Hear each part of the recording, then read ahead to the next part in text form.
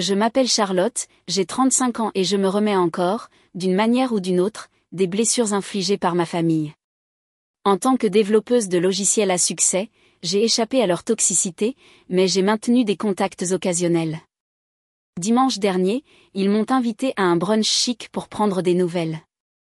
Entre les mimosas et les toasts à l'avocat, ma mère, Élise, s'est penchée en avant, un sourire en coin. Tu sais, Charlotte, tu as de la chance que nous t'incluions.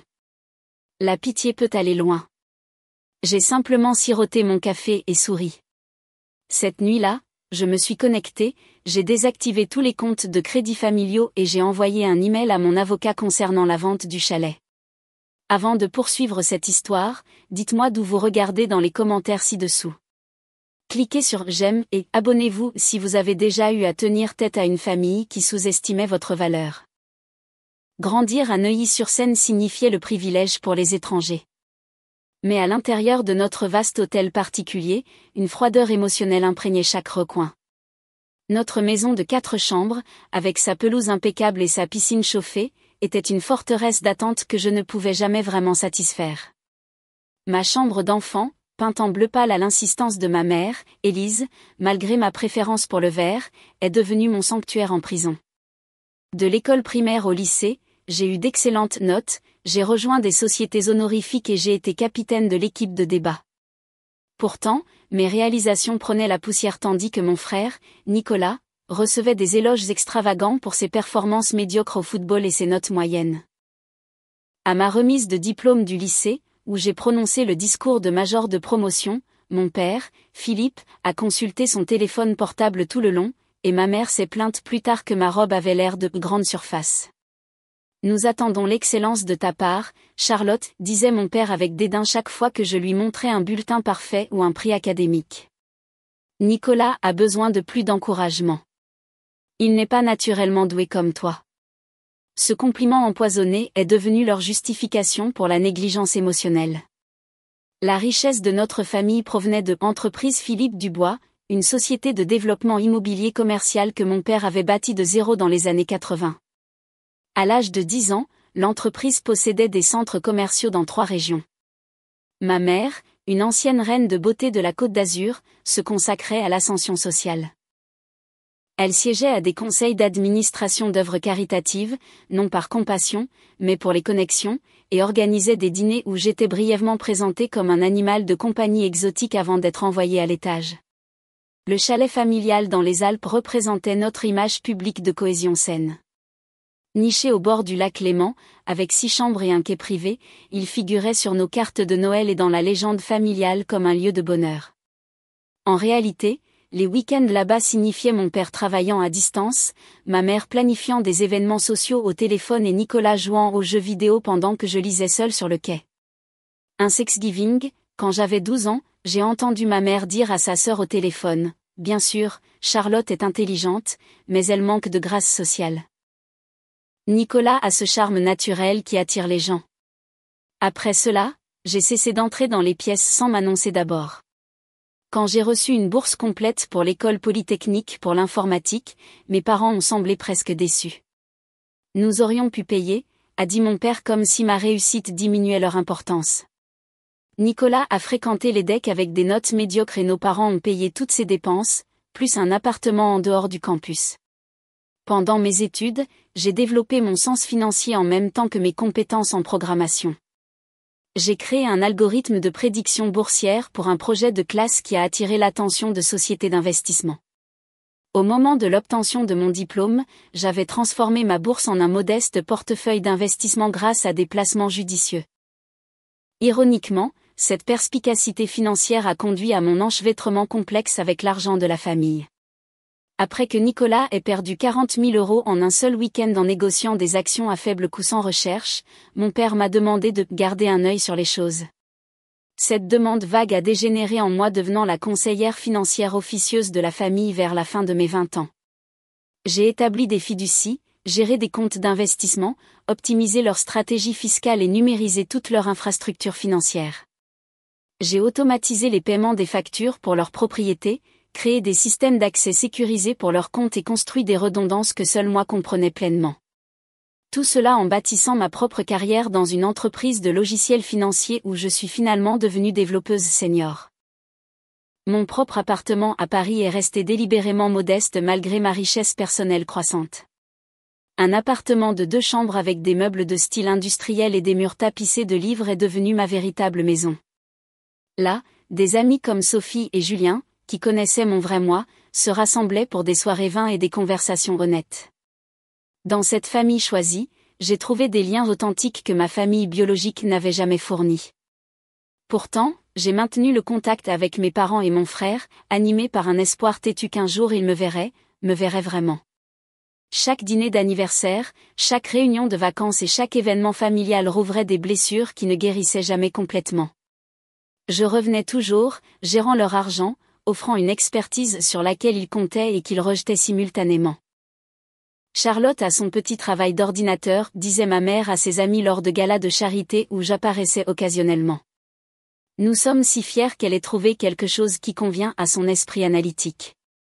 Elle me tapotait la main en prononçant ses commentaires dévalorisants, rendant toute objection hypersensible.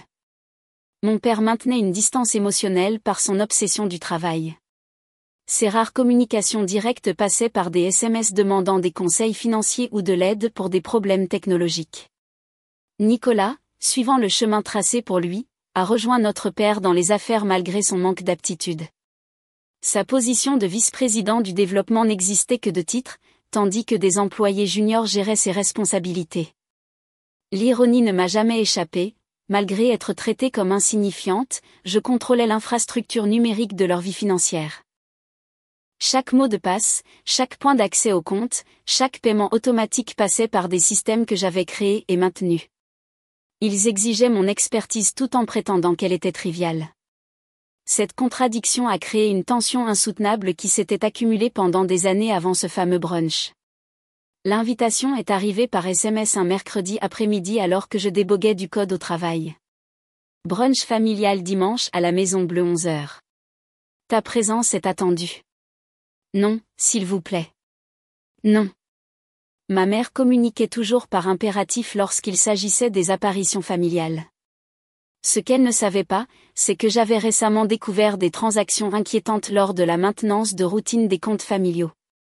Nicolas avait retiré des sommes croissantes de son fonds fiduciaire, près de 80 000 € ayant disparu en 2 mois. Les transactions provenaient de distributeurs automatiques de billets près du casino de Deauville en Normandie. J'avais discrètement enquêté, découvrant qu'il avait ouvert des cartes de crédit secrètes avec des soldes astronomiques. Sa dépendance au jeu expliquait son comportement agité récent et ses demandes constantes de prêts temporaires à nos parents. Il restait inconscient, attribuant ses demandes d'argent à son récent règlement de divorce avec son ex-femme, Vanessa. Cette découverte me plaçait dans une position inconfortable. Révéler son addiction causerait un chaos familial, mais la dissimuler me rendait complice. De plus, mes parents avaient récemment décidé de rénover le chalet des Alpes sans me consulter, malgré ma copropriété héritée de ma grand-mère. Les plans de rénovation éliminaient la bibliothèque qu'elle m'avait spécifiquement désignée dans son testament. Ces tensions couvaient alors que j'acceptais le brunch à contre-cœur. Le samedi soir avant la rencontre, je me suis préparée méticuleusement. J'ai choisi une robe fourreau grise anthracite, conservatrice mais suffisamment chère pour résister au regard critique de ma mère.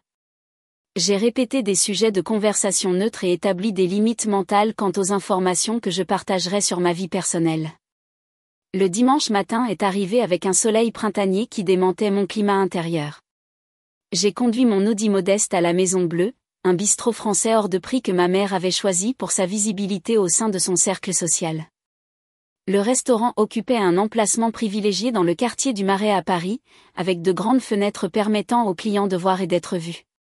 Je suis arrivée précisément à l'heure pour trouver ma famille déjà assise. Mon père avait l'air distingué dans son costume bleu marine sur mesure, ses cheveux argentés parfaitement coiffés.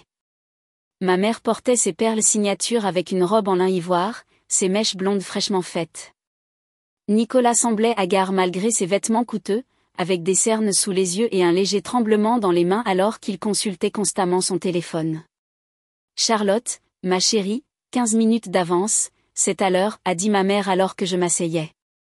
Bien que j'aie été exactement à l'heure, cet accueil passif-agressif a donné le ton. Le serveur s'est approché immédiatement. Bienvenue à la Maison Bleue. Puis-je vous apporter des boissons pour commencer? Des mimosas pour la table, a déclaré mon père sans consultation. Charlotte prendra un café. Noir. Elle évite l'alcool à cause de ses migraines. C'était faux. J'évitais l'alcool en leur présence car j'avais besoin de toutes mes facultés pour gérer leur dynamique. En fait, je prendrais une eau pétillante au citron et un café, ai-je corrigé calmement. Ma mère a soupiré dramatiquement. Toujours la difficile. Autour de nous, d'autres familles engageaient des conversations sincères. Un père à la table voisine écoutait attentivement sa fille adolescente. Un couple âgé se tenait la main à travers leur table. Ces aperçus de connexion authentique mettaient en évidence la nature performative de notre rassemblement. Le serveur est revenu avec les boissons, prenant nos commandes de petit déjeuner. Ma mère a critiqué mon choix de toast à l'avocat comme prévisible, tout en félicitant Nicolas d'avoir choisi un steak et des œufs malgré sa gueule de bois évidente. Comment va le travail de programmation? A demandé mon père, jetant un coup d'œil à sa montre. Développement de logiciels, ai-je corrigé gentiment. Mon équipe vient de lancer une nouvelle plateforme de sécurité financière qui a été acquise par 3 grandes banques. Très bien, a interrompu ma mère.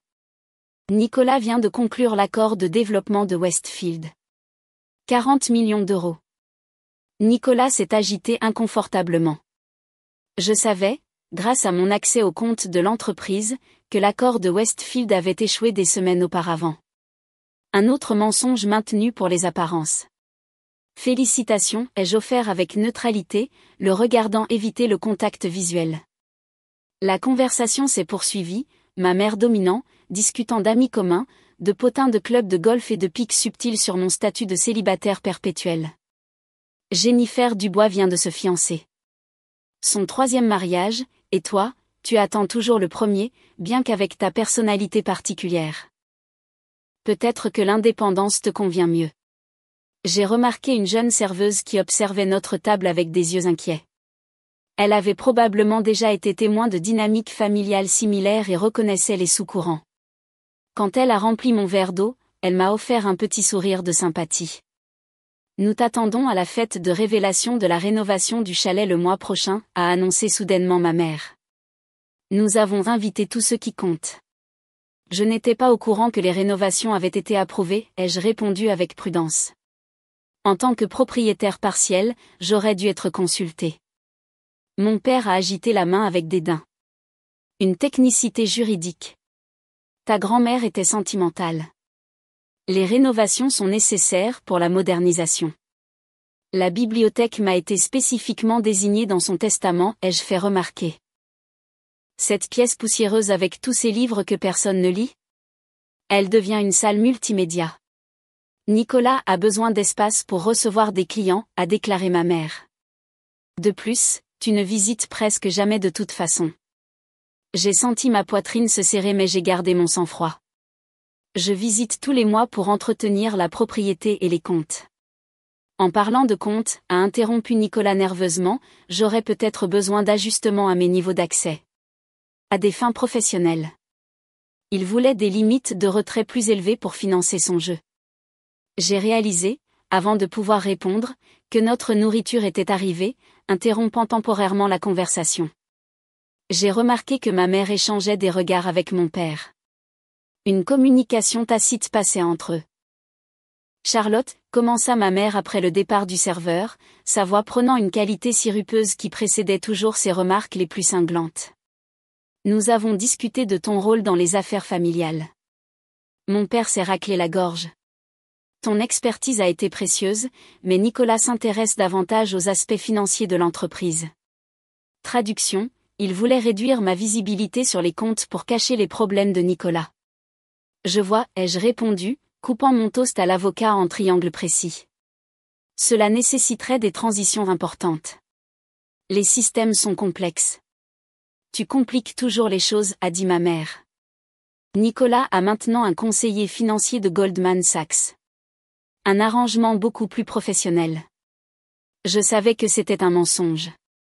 Aucun professionnel n'approuverait le comportement financier actuel de Nicolas. Le brunch a continué avec une tension croissante, menant inéluctablement au moment qui briserait enfin ma longue patience. Le moment crucial est arrivé alors que nos assiettes étaient débarrassées. Une famille avec de jeunes enfants était assise à proximité, leur affection sincère l'un pour l'autre douloureusement apparente. Le père aidait sa fille à couper ses crêpes tandis que la mère écoutait attentivement l'histoire animée de leur fils. Ma mère a remarqué mon observation. Certaines personnes sont naturellement adaptées à la vie de famille, a-t-elle fait remarquer d'un ton sec. Cela demande une certaine chaleur et une certaine flexibilité. J'ai siroté mon café maintenant tiède sans rien dire. Nous rencontrons l'architecte d'intérieur pour les rénovations du chalet mardi, a annoncé mon père en consultant ses emails sur son téléphone. L'entrepreneur estime l'achèvement pour juillet. Je préférerais que mon espace désigné reste intact, ai-je dit calmement mais fermement. Grand-mère Élise voulait spécifiquement que j'aie cette bibliothèque. Nicolas a ricané. Toi et ces livres. Nous avons besoin d'un espace que les gens utiliseront réellement. Je l'utilise, ai-je rétorqué. J'y travaille à distance lorsque je gère les comptes familiaux. À propos de ces comptes, a interrompu ma mère. Nous pensons qu'il serait préférable que tu transfères tout à la nouvelle équipe financière de Nicolas. Il est inapproprié que tu aies un tel accès aux affaires familiales alors que tu es si éloigné de notre vie quotidienne. L'insinuation était claire. Après des années à gérer leurs affaires financières sans compensation ni appréciation, j'étais mise de côté parce que je pourrais découvrir le problème de jeu de Nicolas ou m'opposer à leur plan de rénovation. Mon implication dans les finances familiales cause-t-elle des problèmes, ai-je demandé directement. Mon père a enfin levé les yeux de son téléphone. Nous pensons simplement que des limites plus claires seraient bénéfiques pour tout le monde. Tes compétences techniques ont été utiles pendant la transition numérique. Mais une gestion professionnelle a plus de sens maintenant. Gestion professionnelle, ai-je répété, par l'intermédiaire de la connexion de Nicolas. Mon frère s'est agité inconfortablement. Mon gars est de premier ordre. HEC. Un mensonge flagrant. J'ai maintenu mon sang-froid, bien qu'intérieurement mes pensées s'emballent. Ils voulaient me retirer mon accès parce que j'en savais trop, pas parce qu'ils avaient de meilleures options. Eh bien, ai-je dit avec prudence, transférer les systèmes nécessiterait une documentation importante. Les protocoles de sécurité sont complexes. Tu rends toujours tout si compliqué, a soupiré ma mère dramatiquement. C'est exactement pourquoi les réunions de famille sont si tendues. Ton besoin constant d'affirmer un contrôle. Je n'ai pas besoin d'affirmer un contrôle, ai-je répondu. J'ai conçu les systèmes sur lesquels vous comptez tous. La transition nécessite des procédures appropriées. Ma mère a posé sa serviette sur la table et a prononcé la phrase qui allait tout changer. Se penchant en avant avec un sourire en coin, elle a dit, « Tu sais, Charlotte, tu as de la chance que nous t'incluions dans les affaires familiales. La pitié peut aller loin. La plupart des gens auraient renoncé à essayer d'intégrer quelqu'un d'aussi difficile. » Le restaurant a semblé devenir silencieux autour de nous, bien qu'objectivement le bruit ambiant ait continué. Mon père a continué à faire défiler son téléphone, approuvant tacitement sa déclaration par son silence. Nicolas a laissé échapper un rire inconfortable, jetant un coup d'œil autour de lui comme s'il craignait que quelqu'un n'ait entendu. À ce moment-là, les souvenirs ont déferlé dans mon esprit. Mon 8e anniversaire, quand ils ont oublié d'inviter mes amis. La remise des diplômes du lycée, quand mes réalisations ont été minimisées. Le jour de mon emménagement à l'université, quand ils m'ont déposé tôt pour assister au match de baseball de Nicolas. Année après année de messages subtils et évidents que j'étais une obligation, pas un membre de la famille bien-aimée. Extérieurement, je suis restée calme. J'ai lentement posé ma tasse de café sur sa soucoupe, sentant la céramique fraîche contre mes doigts. J'ai redressé ma serviette précisément sur mes genoux. Quand j'ai finalement levé les yeux, j'ai souri. Merci pour votre honnêteté, maman, ai-je dit, ma voix calme. Malgré le tremblement de terre qui se produisait en moi, elle a semblé momentanément désorientée par ma réponse calme. Elle s'attendait à des larmes, de la colère ou des arguments défensifs. Mon acquiescement posé l'a laissée sans suite. Eh bien, a-t-elle finalement dit, je suis simplement honnête. L'harmonie familiale exige d'accepter sa place. En effet, ai-je acquiescé, maintenant le contact visuel jusqu'à ce qu'elle détourne le regard la première. Le reste du brunch s'est déroulé avec de petites conversations tendues. Mon père a discuté des tendances du marché boursier sans reconnaître l'ironie que ses connaissances provenaient de rapports que j'avais préparés. Nicolas a vérifié son téléphone à plusieurs reprises, surveillant probablement les cotes de paris sportifs. Ma mère a commenté la tenue des autres clients, trouvant des défauts chez tout le monde. Je les ai observés comme d'une grande distance. Les dynamiques familiales subtiles étaient si claires maintenant. Mon père utilisant le travail pour éviter l'engagement émotionnel. Ma mère utilisant les attentes sociales comme une arme pour maintenir le contrôle. Nicolas encouragé et choyé jusqu'à ce qu'il devienne arrogant et irresponsable. Et moi, la plus compétente, à la fois sollicitée et rabaissée. Le couple à la table voisine a payé l'addition et est parti. Le mari aidant sa femme à mettre son manteau dans un geste de véritable attention. Le contraste avec ma propre famille était saisissant et douloureux. Qu'est-ce que ce serait d'être valorisé simplement pour exister, et non pour les services que je pouvais rendre ? Lorsque l'addition est arrivée, mon père a tendu sa carte platine sans jeter un coup d'œil au total. Cette carte était connectée à des comptes que j'avais établis et maintenus. L'ironie ne m'a pas échappé. Nous t'attendons mardi pour la réunion de conception, a déclaré ma mère alors que nous nous préparions à partir. Pas une demande, mais un ordre. Je vais vérifier mon emploi du temps, ai-je répondu de manière évasive. Ton travail peut sûrement se passer de toi pour les priorités familiales, a-t-elle insisté. J'ai souri à nouveau, la décision se cristallisant en moi. Priorité familiale ? Oui, ce sont des choses importantes à considérer. Nous sommes sortis du restaurant ensemble, maintenant l'apparence d'une famille unie. Mon père a immédiatement pris un appel professionnel. Ma mère m'a fait un bise sur la joue sans me toucher. Nicolas a demandé s'il pouvait emprunter 5 000 € jusqu'à vendredi, confirmant mes soupçons sur ses dettes de jeu. Je vais voir ce que je peux faire, ai-je répondu, sachant déjà quelle serait ma réponse. Alors que je marchais seul vers ma voiture, le soleil printanier avait une saveur différente. Le poids que j'avais porté pendant des décennies pesait de manière insupportable, mais en dessous, une petite graine de résolution avait pris racine. Les mots cruels de ma mère résonnaient, mais maintenant ils ressemblaient à une permission plutôt qu'à une punition. Si la pitié était la seule raison de mon inclusion, alors il était peut-être temps de me retirer complètement de l'équation. Et ce faisant, j'établisserais enfin les limites que j'avais échoué à créer pendant 35 ans. Les 20 minutes de trajet de la Maison Bleue à mon appartement à Paris sont passées dans un flou. Une fois chez moi, j'ai méthodiquement accroché mon manteau, posé mes clés dans leur bol désigné et marché vers mon bureau. C'est alors seulement, entouré de mes livres et de mes réalisations, que j'ai permis au barrage émotionnel de céder.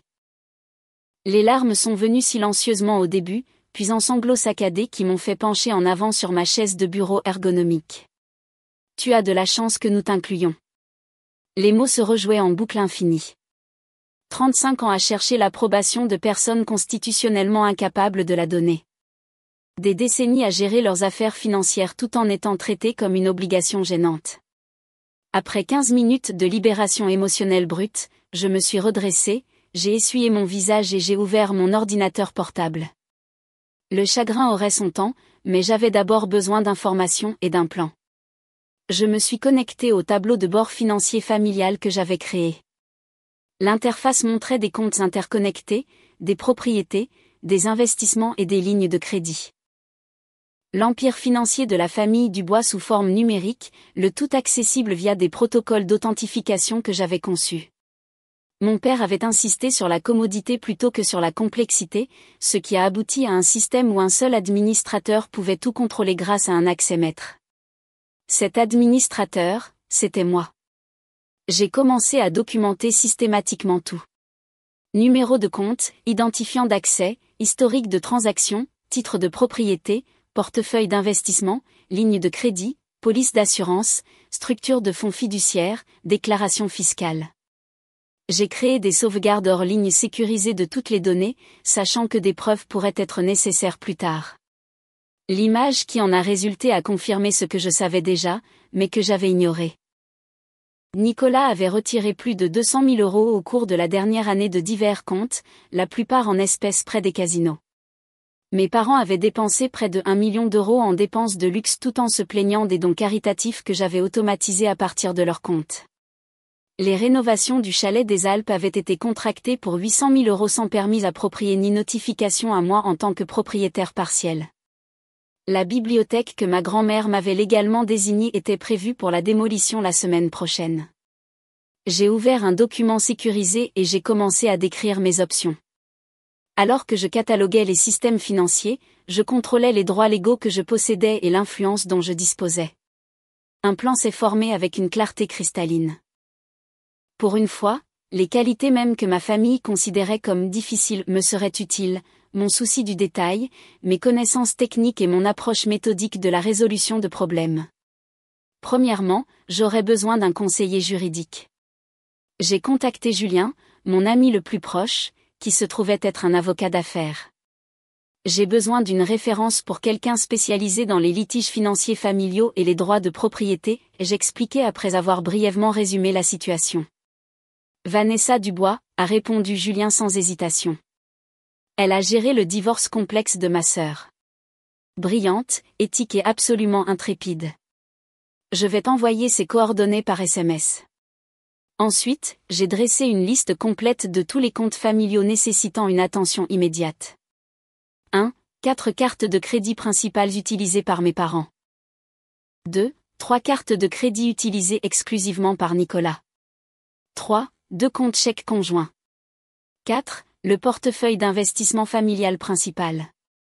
5. Les comptes de gestion de propriété pour 5 propriétés, y compris le chalet des Alpes. 6. Les systèmes de paiement automatique des factures pour toutes les propriétés. 7. Les comptes d'accès à la préparation des impôts. 8. Les interfaces de gestion des fonds fiduciaires. Pour chacun, j'ai noté ma relation juridique, mon niveau d'accès et les actions potentielles. En tant qu'administratrice désignée, j'avais le droit de suspendre l'accès en attendant des examens de sécurité, une disposition que mon père avait approuvée sans lire les petits caractères il y a des années. J'ai examiné le testament de ma grand-mère Élise concernant la propriété des Alpes. Le document stipulait clairement, la bibliothèque de la propriété du lac Léman est léguée spécifiquement à ma petite-fille Charlotte Dubois pour son usage à vie, à conserver intacte comme lieu d'apprentissage et de réflexion. La rénovation prévue violait directement cette disposition juridiquement contraignante. À 21h, mes émotions s'étaient stabilisées et mon plan s'était solidifié. Je n'agissais pas par colère, bien que la colère fût justifiée. Je ne chercherais pas la vengeance, bien que l'occasion se présentât. Au lieu de cela, je cesserais simplement de les protéger des conséquences de leurs actions tout en affirmant mes propres droits légaux.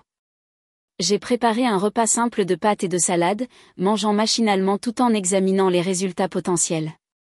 Ma famille serait en colère. Ils menaceraient et cajoleraient. Ils pourraient même sembler temporairement repentants, mais des décennies de schémas prédisaient qu'ils ne reconnaîtraient jamais vraiment leur comportement ni ne changeraient vraiment. Après le dîner, j'ai appelé le bureau de Vanessa Dubois et laissé un message détaillé. Puis j'ai écrit des emails à mon superviseur demandant 2 jours personnels et à mon thérapeute demandant une séance d'urgence. Le self-care serait essentiel pendant cette transition. À exactement 23h, j'ai commencé à exécuter la première phase de mon plan.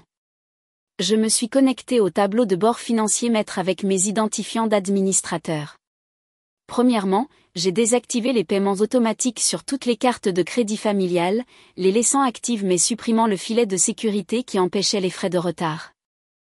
Puis j'ai modifié les protocoles de sécurité sur les comptes d'investissement pour exiger une double authentification, gelant effectivement l'accès jusqu'à ce que de nouveaux protocoles soient établis. Pour les comptes chèques familiaux, je les ai laissés opérationnels mais j'ai supprimé la protection contre les découverts que j'avais établis. Les cartes de crédit secrètes de Nicolas obtenues grâce à sa connexion aux comptes familiaux seraient les premières à ressentir l'effet lorsque ces paiements automatiques échoueraient. Enfin, j'ai rédigé un email à l'avocat de la famille concernant la rénovation du chalet des Alpes. Cher maître Dupont, je vous écris concernant la rénovation prévue de la propriété familiale du lac Léman, dans les Alpes. Comme vous le savez, je suis propriétaire partiel de cette propriété avec des dispositions spécifiques concernant la bibliothèque, telles qu'établies dans le testament d'Élise Dubois, 6 juin. Je n'ai pas approuvé les plans de rénovation actuels qui incluent la démolition de cet espace. Veuillez informer les entrepreneurs que les travaux doivent cesser immédiatement en attendant un examen juridique. J'ai mis en copie le bureau de permis du département concerné pour assurer la conformité. J'ai retenu un conseil distinct dans cette affaire. Veuillez adresser toute communication future à Vanessa Dubois de Hamilton Avocats Associés. Cordialement, Charlotte Dubois. J'ai envoyé l'email avec les documents justificatifs joints, en mettant en copie le bureau de permis de l'entrepreneur et le bureau de Vanessa Dubois. Alors que minuit approchait, j'ai terminé la dernière étape. J'ai rédigé un bref email factuel à mes parents et à mon frère. Je me retire de la gestion des affaires financières familiales avec effet immédiat. Les protocoles de sécurité ont été mis à jour pour protéger les comptes pendant cette transition. J'ai également traité les questions juridiques concernant la rénovation de la propriété des Alpes par les voies appropriées. Je ne serai pas disponible pour une communication directe dans un avenir prévisible alors que je réévalue ma relation avec cette famille. Charlotte. J'ai cliqué sur Envoyer, puis me suis déconnecté systématiquement de tous les comptes. J'ai éteint mon téléphone, sachant que les notifications commenceraient bientôt. Pour la première fois depuis des années, j'ai senti le poids de l'obligation familiale se soulever de mes épaules. À sa place, il n'y avait ni justification ni triomphe, mais quelque chose de plus calme et de plus profond. Le début de la liberté. Le lendemain matin, je me suis réveillée avant mon réveil, me sentant étrangement plus légère. Malgré la confrontation imminente, j'ai effectué ma routine habituelle avec une pleine conscience délibérée, traitant chaque action comme un petit acte de self-care. Préparer du café, m'étirer, 5 minutes de méditation, des gestes simples qui manqueraient dans ma propre vie plutôt que dans le drame familial. À 8 heures du matin, j'ai allumé mon téléphone pour trouver 17 appels manqués, 23 SMS et 9 messages vocaux. Je les ai tous ignorés, appelant plutôt le bureau de Vanessa Dubois. Son assistante avait déjà programmé une consultation d'urgence pour 9h30. J'aurai besoin de toute la documentation concernant la propriété, les systèmes financiers, les accords d'accès et toute communication écrite concernant la rénovation, a conseillé l'assistante. Déjà compilé, je l'ai assuré, ayant passé les premières heures du matin à organiser des fichiers numériques. Avant de partir pour le rendez-vous, j'ai pris des mesures de sécurité supplémentaires. J'ai changé tous mes mots de passe personnels, retiré les membres de ma famille de mes contacts d'urgence et activé une sécurité renforcée sur mes comptes personnels. J'ai également retiré 4 000 € en espèces de mes économies personnelles, sachant qu'une guerre financière pourrait rapidement s'intensifier. Le bureau de Vanessa Dubois occupait le 14e étage d'un élégant immeuble du centre-ville. L'avocate elle-même dégageait une confiance posée. Son tailleur gris était impeccablement coupé, sa poignée de main ferme. « Julien parle beaucoup de vous », dit-elle en me faisant signe de m'asseoir. Il a mentionné que cela implique des enchevêtrements financiers familiaux complexes et des litiges immobiliers. Pendant l'heure suivante, j'ai exposé la situation avec une précision clinique, fournissant des documents pour chaque affirmation. Vanessa posait des questions incisives, prenant des notes méticuleuses. D'après ces documents, votre position est juridiquement solide, conclut-elle. La disposition de la bibliothèque du chalet est explicitement protégée dans le testament. Votre accès administrateur au système financier vous a été formellement accordé par votre père. La question est maintenant quel résultat vous désirez. Je veux 3 choses, ai-je répondu. Premièrement, la protection de mes droits légaux concernant la propriété des Alpes. Deuxièmement, une séparation complète de la gestion financière familiale sans devenir leur bouc émissaire. Troisièmement, l'immunité contre toute accusation potentielle de malversation financière, car je m'attends à ce qu'ils me blâment pour les pertes de jeu de Nicolas une fois qu'elles deviendront apparentes. Vanessa hocha la tête. Objectif raisonnable. Je recommande des avis juridiques immédiats concernant la rénovation de la propriété, une documentation formelle de votre démission en tant qu'administratrice financière avec un compte-rendu complet de l'état actuel des affaires, et une documentation préventive concernant les retraits non autorisés de Nicolas pour vous protéger des fausses accusations. À quelle vitesse pouvons-nous procéder, ai-je demandé. J'aurai les documents préliminaires prêts cet après-midi. L'injonction immobilière est prioritaire car la construction est imminente. Après avoir quitté le bureau de Vanessa, je me suis rendue à ma banque où j'ai ouvert un nouveau compte dans une institution différente de celle que ma famille utilisait. J'ai transféré la majorité de mes fonds personnels, ne laissant que des soldes minimaux dans les comptes qui pourraient potentiellement être liés aux finances familiales. À midi, mon téléphone avait accumulé 30 appels manqués supplémentaires. J'ai écouté un message vocal de mon père. « Qu'est-ce que tu crois que tu fais ? Règle ça immédiatement. Ton comportement est inacceptable. » Sa voix avait le ton familier de quelqu'un qui s'attendait à une obéissance immédiate. Pour la première fois, je me suis sentie immunisée contre son effet. À 13h, j'ai rencontré ma thérapeute, la docteure Caroline Leroy, qui avait accédé à ma demande d'urgence. Cela représente un établissement de limites significatif, observa-t-elle après que j'ai raconté les récents événements. Comment gérez-vous les retombées émotionnelles ? J'oscille entre le soulagement et la culpabilité, ai-je admis. Intellectuellement, je sais que c'est une autoprotection nécessaire. Émotionnellement, des décennies de conditionnement sont difficiles à surmonter. La culpabilité est une réponse programmée, me rappela la docteure Leroy. Votre famille a installé ces boutons précisément pour empêcher ce genre d'auto-affirmation. J'ai passé l'après-midi à travailler avec l'équipe de Vanessa, signant des déclarations sous serment et révisant des avis juridiques. À 17h, les actions suivantes avaient été prises: injonction d'urgence déposée contre les rénovations du chalet des Alpes, fondée sur les dispositions du testament. Démission formelle en tant qu'administratrice financière familiale, avec documentation complète des statuts des comptes. Lettre certifiée préparée pour toutes les institutions financières documentant le changement d'autorité. Preuve des retraits de jeu de Nicolas placés sous séquestre légal sécurisé. Société de sécurité contractée pour changer les serrures de mon appartement et installer une surveillance améliorée. À quoi dois-je m'attendre ensuite, ai-je demandé à Vanessa alors que nous concluions notre séance. Escalade, puis négociation, répondit-elle sèchement. Ils tenteront d'abord de vous intimider pour que vous fassiez marche arrière. Lorsque cela échouera, ils offriront des concessions pour reprendre le contrôle. Tout au long, ils tenteront probablement d'accéder au compte et de contourner les mesures de sécurité que vous avez mises en œuvre. Sa prédiction s'est avérée exacte. En soirée, mon frère était passé de SMS en colère à des menaces à peine voilées. Tu n'as aucune idée de ce que tu fais à cette famille. Papa envisage une action en justice. Règle ça maintenant avant que tu ne puisses plus réparer les dégâts. Je n'ai pas répondu. Je me suis plutôt concentrée sur ma propre sécurité. J'ai contacté l'équipe de sécurité de mon lieu de travail, les avisant de ne pas permettre aux membres de ma famille d'accéder au bâtiment. J'ai informé la direction de mon immeuble d'éventuels visiteurs indésirables. J'ai même appelé la police locale sur leur ligne non-urgence pour documenter la situation en cas d'escalade. Cette nuit-là, j'ai effectué un petit rituel de réappropriation. J'ai supprimé le calendrier familial de mon téléphone, retirant les anniversaires et les fêtes qui avaient dicté mon emploi du temps pendant des années. Je me suis désabonnée de la newsletter du club de golf de ma mère.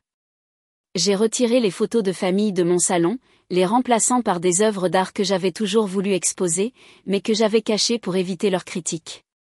Chaque petit acte renforçait ma détermination. Ce n'était pas seulement un désenchevêtrement financier, mais une émancipation émotionnelle. Les systèmes d'obligation et de diminution qui avaient défini mes relations familiales étaient démantelés méthodiquement, tout comme j'avais autrefois construit leur infrastructure financière. Le lendemain matin a apporté la première conséquence sérieuse. Nicolas a appelé d'un nouveau numéro que je n'avais pas bloqué. La compagnie de carte de crédit a refusé mon paiement, dit-il sans préambule quand j'ai répondu.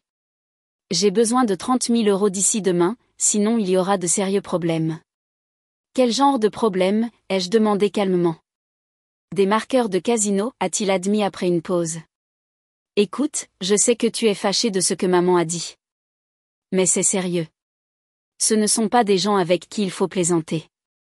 Tes dettes de jeu ne sont pas ma responsabilité, ai-je répondu. Mais c'est toi qui as désactivé les systèmes de paiement, a-t-il crié. Tu as fait ça exprès. J'ai démissionné en tant qu'administratrice après qu'on m'ait dit que mon implication n'était plus souhaitée, ai-je répondu calmement. La transition a des conséquences. Papa est furieux. Il ne peut pas accéder au compte d'investissement. Monsieur Dupont de la Banque nationale peut l'aider à établir de nouveaux protocoles de sécurité. J'ai fourni une documentation complète dans ma lettre de démission. Ce n'est pas un jeu, Charlotte, a averti Nicolas. Tu détruis la famille. La famille me détruisait, ai-je répondu, puis j'ai mis fin à l'appel. Dans l'heure, mon père a tenté des tactiques similaires par l'intermédiaire de son avocat, qui a appelé Vanessa directement. Elle a ensuite rapporté qu'ils exigeaient le rétablissement immédiat de tous les accès en échange de la discussion de mes préoccupations concernant la rénovation du chalet. Je leur ai dit que les protocoles d'accès avaient été modifiés dans le cadre de votre démission formelle de vos fonctions de gestion financière, avec une documentation complète fournie pour la continuité, a expliqué Vanessa. Concernant le chalet, je les ai informés que la construction devait cesser immédiatement en vertu de l'injonction, qui a déjà été signifiée aux entrepreneurs. Le troisième jour, les tactiques de choc initial ont cédé la place à la phase de négociation prévue. Ma mère a envoyé un email avec une excuse très inhabituelle. Peut-être que mes mots au brunch étaient hâtifs. Les désaccords familiaux sont normaux, mais devraient être résolus au sein de la famille.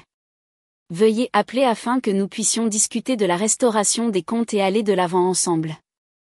Je l'ai transmise à la docteure Leroy, qui a répondu, minimisation classique et tentative de rétablir le contrôle. Remarquez que les excuses sont vagues, n'incluent aucune reconnaissance spécifique du préjudice et pivotent immédiatement vers des exigences. Je n'ai pas répondu aux messages de ma mère ni aux tentatives de contact ultérieures de la part d'un membre de la famille. Au lieu de cela, je me suis concentré sur la reconstruction de ma vie sans le drainage constant de leurs besoins et de leurs attentes.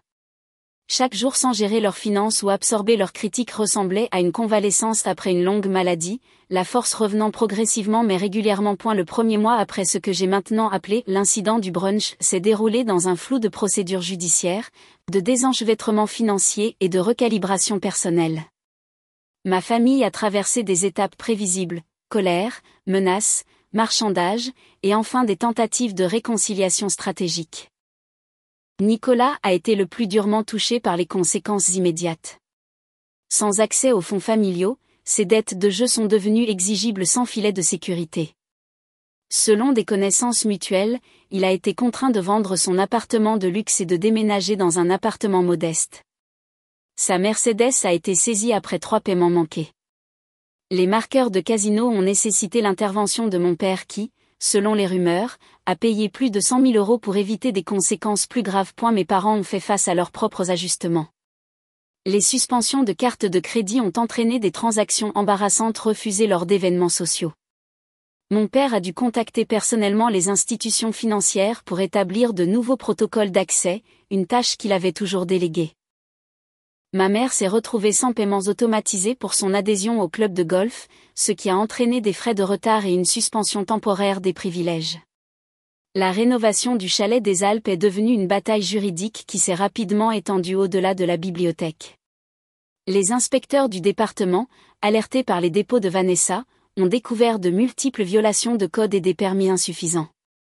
La construction a été interrompue indéfiniment, en attendant un examen complet. Mes parents risquaient des amendes pour avoir procédé sans les approbations appropriées. Pendant tout ce temps, j'ai maintenu des limites de communication strictes. Tous les contacts passaient par Vanessa, qui me fournissait des résumés hebdomadaires plutôt que de me transmettre chaque message.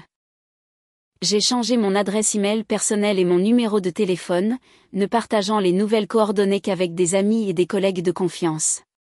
Ma vie professionnelle a prospéré en l'absence des exigences familiales. Libéré des interruptions constantes pour le support technique et la gestion financière, j'ai terminé un projet majeur en avance sur le calendrier, ce qui m'a valu la reconnaissance de la direction générale.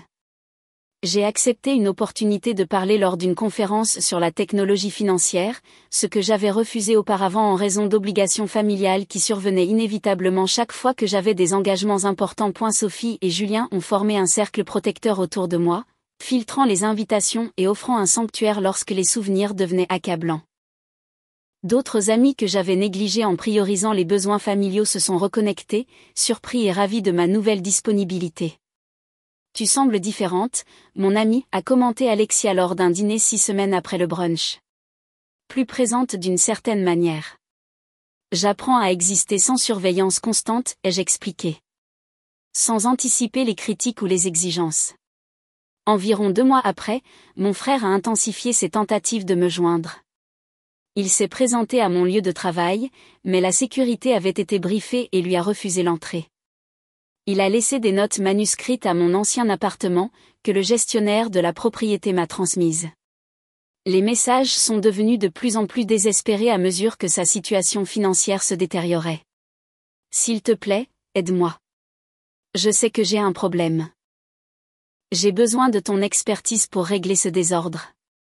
L'une des notes disait, pour la première fois, qu'il reconnaissait sa dépendance au jeu, bien que principalement comme levier pour retrouver mon aide. Mes parents ont adopté des stratégies différentes. Mon père a tenté d'utiliser ses relations professionnelles pour me faire pression, demandant à des collègues de mentionner discrètement les préoccupations familiales lors d'interactions professionnelles.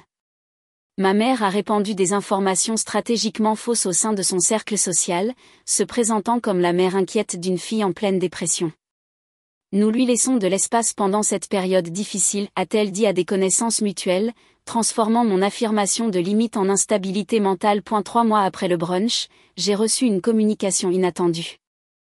La secrétaire de mairie de la commune des Alpes m'a contacté directement au sujet de la propriété du chalet. Nous avons reçu des demandes de renseignements concernant la vente de la propriété, a-t-elle expliqué. En tant que copropriétaire enregistré, votre signature serait requise. Je voulais m'assurer que vous étiez au courant de ces discussions. C'était la première fois que j'entendais parler de la vente du chalet. Apparemment, confronté à des complications de rénovation et incapable d'utiliser la propriété comme prévu, mes parents tentaient de liquider l'actif sans m'impliquer directement. Vanessa a immédiatement déposé des avis juridiques supplémentaires protégeant mon intérêt de propriété. Ils ne peuvent pas vendre sans votre consentement, m'a-t-elle assuré. Cela semble être une tactique de pression. En effet, le lendemain a apporté la première communication directe de mon père depuis des mois. La situation du chalet est devenue intenable en raison de ton obstruction. Nous avons des acheteurs intéressés prêts à offrir 7 millions d'euros. Ta part serait substantielle. Contacte-moi pour discuter des termes si tu veux être incluse dans cette opportunité. La menace implicite était claire, coopérer ou être exclu d'une manière ou d'une autre. Vanessa a informé qu'aucun mécanisme légal ne leur permettait de vendre sans mon consentement, ce qui en faisait une menace vide conçue pour provoquer un engagement selon leurs conditions. Je n'ai pas répondu. 4 mois après la confrontation du brunch, la réalité financière a forcé des changements plus importants dans ma situation familiale. Nicolas, qui fréquentait maintenant les joueurs anonymes, selon des amis communs, a pris un emploi légitime dans une compagnie d'assurance, bien en dessous de son poste de direction précédent. Mon père, confronté à des pertes d'investissement sans ma gestion, a réduit les opérations de son entreprise et vendu l'une de leurs propriétés de vacances dans le sud de la France. Ma mère a démissionné de 2 conseils d'administration d'œuvres caritatives, citant des priorités familiales, mais en fait incapable de maintenir les niveaux de dons attendus. Pendant toute cette période, j'ai poursuivi mon propre cheminement de guérison. Des séances de thérapie hebdomadaires m'ont aidé à reconnaître et à contrer les croyances ancrées concernant ma valeur et mon rôle. J'ai établi une pratique régulière de méditation. J'ai pris un cours de poterie qui m'avait toujours intéressé mais que j'avais rejeté comme impratique. J'ai eu des relations occasionnelles pour la première fois depuis des années, ne craignant plus les interrogatoires familiaux sur les partenaires potentiels. 5 mois après cette nouvelle réalité, ma mère a tenté une approche différente. Elle est apparue à l'improviste lors d'un événement caritatif auquel j'assistais, calculant correctement que je ne ferais pas de scène en public. Tu as bonne mine, dit-elle, m'intercepter près des toilettes. Elle avait perdu du poids, et sa tenue de créateur semblait de la saison dernière plutôt que son style habituel à la pointe de la mode. Merci, ai-je répondu avec neutralité. Je dois retourner à ma table. Cette séparation a duré assez longtemps, a-t-elle poursuivi comme si je n'avais pas parlé. Ton père et moi sommes prêts à oublier les désagréments récents. Nicolas va mieux. La famille doit se réunir. Je ne suis pas disponible pour cette discussion, ai-je déclaré calmement. Nous sommes toujours ta famille, a-t-elle insisté, une pointe familière dans sa voix. Tu ne peux pas simplement effacer 35 ans d'histoire.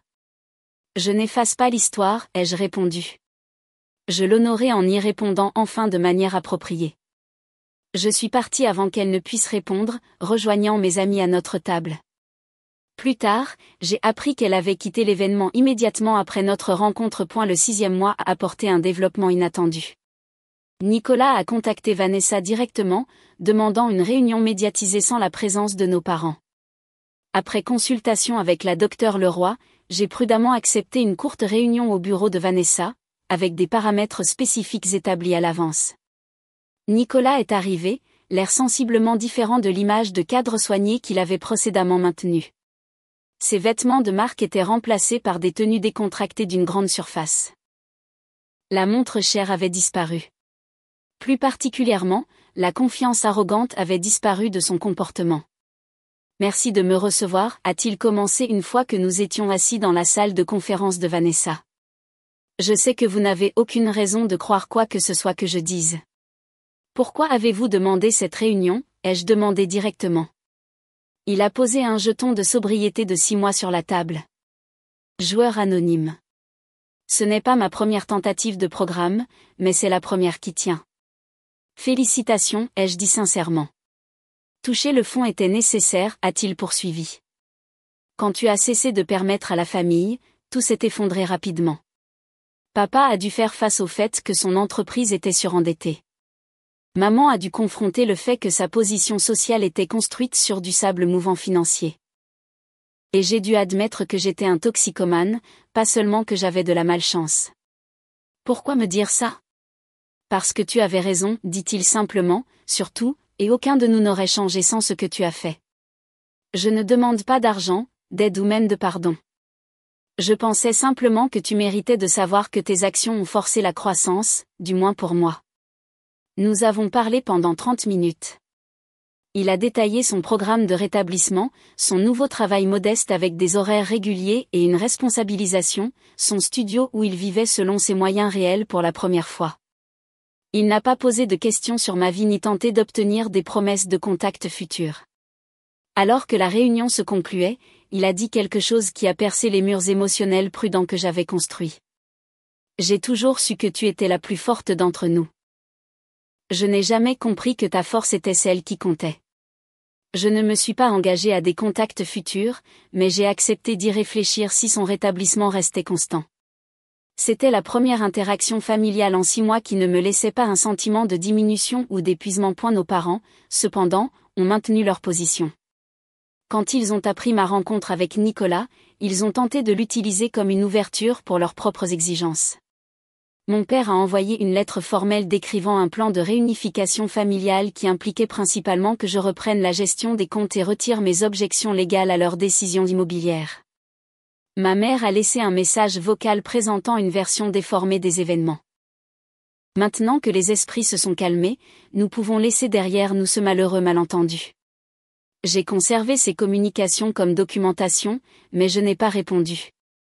Leur incapacité à reconnaître les véritables dynamiques en jeu a confirmé que mes limites restaient nécessaires. 6 mois après ce brunch fatidique, je me tenais à un point d'inflexion entre le passé et l'avenir. Les questions juridiques étaient en grande partie résolues, avec des accords formels concernant la propriété du chalet et une séparation complète des affaires financières.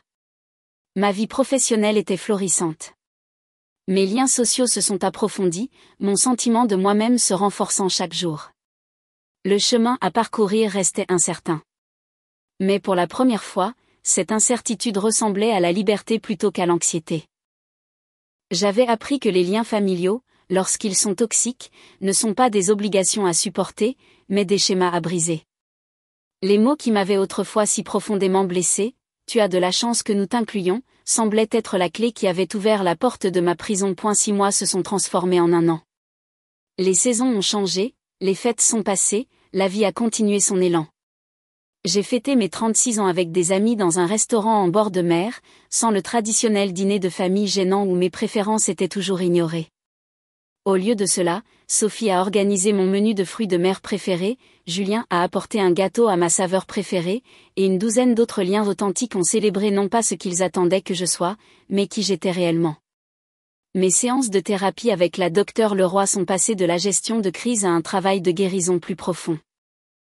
Nous avons exploré les fondements de ma propre valeur, les effets persistants du conditionnement familial et la construction minutieuse d'une vie guidée par des valeurs personnelles plutôt que par une validation externe. La guérison n'est pas linéaire, me rappelait la docteure Leroy lors d'une séance particulièrement difficile abordant des souvenirs d'enfance. Il y aura des jours où les anciens schémas sembleront accablants, où la culpabilité ressurgira, où le désir d'approbation familiale reviendra. Ces moments ne représentent pas un échec. La croissance professionnelle qui a commencé avec une attention et une énergie libérée a continué de s'épanouir. J'ai reçu une promotion significative au poste de directrice des systèmes de sécurité financière, dirigeant une équipe développant des protocoles de protection de nouvelle génération. L'ironie que ma famille ait rejeté ces mêmes compétences tout en dépendant ne m'a pas échappé. Environ 14 mois après l'incident du brunch, j'ai rencontré mon père de manière inattendue. Une conférence sur la technologie financière à Paris a réuni des leaders de l'industrie, y compris son entreprise, qui présentait des innovations en immobilier commercial. Nous nous sommes retrouvés face à face dans le hall d'exposition, tous deux momentanément figés par la surprise. Il avait visiblement vieilli. L'allure confiante subsistait, mais de nouvelles rides sillonnaient son visage, et ses cheveux argentés autrefois parfaits montraient des signes de négligence. Nous nous sommes regardés en silence jusqu'à ce que la convention sociale n'oblige à une reconnaissance. « Charlotte » dit-il en hochant la tête. « Philippe » ai-je répondu, utilisant délibérément son prénom plutôt que « papa ». « Tu présentes demain » nota-t-il, jetant un coup d'œil à mon badge de conférencière. « Oui. » Panel sur l'infrastructure de sécurité financière. Un silence gênant s'est étiré entre nous, des décennies de vérités inexprimées créant un abîme infranchissable dans le hall de conférence bondé. « Ton frère va mieux » a-t-il finalement offert. « Un an sobre le mois prochain. » Je sais, nous nous parlons occasionnellement. Cela l'a clairement surpris. Nicolas avait gardé notre réconciliation prudente privée, maintenant ses propres limites avec nos parents dans le cadre de son rétablissement.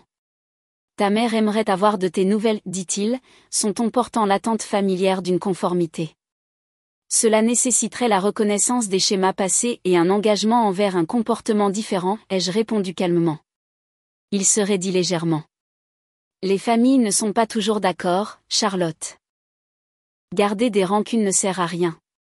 Il ne s'agit pas de rancune. Il s'agit de schémas d'interaction qui sont nuisibles.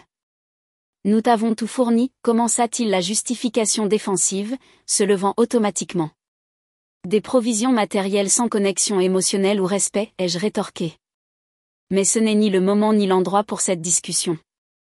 Un autre collègue de l'industrie s'est approché, me saluant chaleureusement et créant une conclusion naturelle à notre échange inconfortable. Mon père hocha la tête sèchement et s'éloigna, sa posture communiquant le rejet familier que j'avais ressenti tout au long de mon enfance. Pourtant, quelque chose avait fondamentalement changé. Sa désapprobation ne déclenchait plus d'anxiété ou d'insuffisance. Je l'observais avec le détachement clinique de quelqu'un reconnaissant un schéma inefficace plutôt qu'un jugement faisant autorité. Et la situation du chalet des Alpes s'est résolue par les voies légales. Finalement, incapable de rénover comme prévu en raison de problèmes de permis et de mon intérêt protégé dans la bibliothèque, mes parents ont finalement proposé un rachat de ma part de propriété. Après mûre réflexion et consultation avec Vanessa, j'ai accepté des conditions de marché équitables qui reconnaissaient à la fois mes droits d'héritage et la valeur appréciée de la propriété. J'ai utilisé une partie des fonds pour acheter un petit cottage au bord de l'eau sur un lac tranquille en Bretagne. La propriété comportait un mur de fenêtres donnant sur l'eau et de nombreuses bibliothèques encastrées. C'est devenu mon sanctuaire du week-end, l'endroit où je pouvais m'entendre penser sans les échos des critiques familiales. Et ma relation avec Nicolas a évolué progressivement grâce à des interactions soigneusement encadrées. Nos rendez-vous mensuels autour d'un café ont offert un espace de connexion authentique sans la présence déformante de nos parents. Il a maintenu sa sobriété, suivi fidèlement son programme et a lentement reconstruit sa vie sur une base de responsabilité plutôt que de droit. Je rêve de jouer presque toutes les nuits, a-t-il avoué lors d'une rencontre. Mon thérapeute dit que c'est normal, que les voies neuronales mettent des années à se reformer. Qu'est-ce qui aide quand les envies viennent, ai-je demandé. Me souvenir des conséquences. Pas seulement financières, mais la personne que je suis devenue quand je jouais, les mensonges, la manipulation, la personne que je ne veux plus être. Ce niveau de conscience de soi représentait un changement profond. Bien que notre relation ne serait jamais simple, elle contenait des éléments croissants de respect mutuel auparavant absents. Ma mère s'est avérée moins capable d'évolution. Après ma rencontre avec mon père à la conférence, elle a lancé une campagne de communication indirecte par le biais de connaissances mutuelles, d'ouverture sur les réseaux sociaux et de rencontres publiques soigneusement orchestrées. Chaque tentative portait le même message sous-jacent: retourne aux schémas établis sans reconnaissance de leur mal. J'ai maintenu des limites cohérentes sans malice. Lorsque nous nous sommes inévitablement rencontrés au mariage d'un ami commun, 18 mois après le brunch, je suis restée cordiale mais distante. Elle s'est approchée pendant la réception, flûte de champagne à la main comme une armure. Tu as l'air mince, observa-t-elle, la critique familière emballée comme une préoccupation. Manges-tu correctement? Je vais bien, merci, ai-je répondu, n'acceptant ni ne contestant le jugement implicite. Cet arrangement a duré assez longtemps, déclara-t-elle, baissant la voix. Les gens parlent. Cela donne une mauvaise image de la famille. La référence aux apparences plutôt qu'à la relation a confirmé que rien de fondamental n'avait changé. Je ne suis pas brouillée, ai-je corrigé calmement. J'établis des schémas d'interaction sains. En coupant les ponts avec ta propre mère? Sa voix portait le ton blessé qu'elle avait perfectionné pendant des décennies. En exigeant le respect mutuel comme condition d'une relation étroite, ai-je clarifié. Elle secoua légèrement la tête. Incapable de comprendre un paradigme où son comportement, et non ma réaction à celui-ci, créait la réalité actuelle. Tu as toujours été difficile, soupira-t-elle, retombant sur le récit familier. Non, ai-je dit avec une clarté nouvelle. J'ai toujours été claire sur mes besoins et mes limites. Cette clarté a été qualifiée de difficile parce qu'elle ne servait pas les préférences des autres. Notre interaction a pris fin peu de temps après, sans résolution ni escalade. Comme ma rencontre avec mon père, cela a confirmé que si les gens peuvent changer, tout le monde ne le choisit pas. Certains restent attachés à des récits qui préservent leur position, quel que soit le coût pour la relation. 2 ans après le brunch qui a catalysé la transformation, je suis assise sur le quai de mon cottage breton, regardant le coucher de soleil peindre le lac en or et cramoisi. Un journal repose sur mes genoux, ses pages remplies de réflexions sur le chemin parcouru de ce dimanche mémorable à aujourd'hui. Le processus de guérison n'avait été ni linéaire ni simple. Certaines dates déclenchaient encore des échos émotionnels. Les fêtes portaient des souvenirs compliqués. Les rêves rejouaient parfois d'anciennes dynamiques familiales avec une clarté douloureuse. Pourtant, la trajectoire écrasante pointait vers l'intégralité plutôt que la fragmentation, la croissance plutôt que la stagnation. J'avais appris des leçons cruciales grâce à cette séparation douloureuse mais nécessaire. La vraie famille est définie par le respect mutuel et l'attention, et non par le lien biologique ou l'obligation. La famille choisie que j'avais construite autour de moi le démontrait quotidiennement par des interactions authentiques.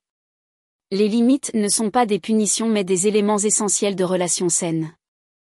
En établissant et en maintenant des attentes claires concernant le traitement, j'avais créé un espace pour une connexion authentique lorsque c'était possible et une protection lorsque c'était nécessaire. L'enchevêtrement financier masque souvent la manipulation émotionnelle. L'apparence de générosité par des provisions matérielles tout en retenant le soutien émotionnel crée une dépendance toxique. La vraie indépendance exige à la fois une autonomie matérielle et émotionnelle. La guérison commence par la reconnaissance de la réalité plutôt que par la préservation d'illusions confortables. En nommant la dynamique avec précision, tu as de la chance que nous t'incluions, j'avais pu répondre de manière appropriée plutôt que de continuer des schémas de diminution. Plus important encore, j'avais appris que l'estime de soi ne peut pas être validée de l'extérieur.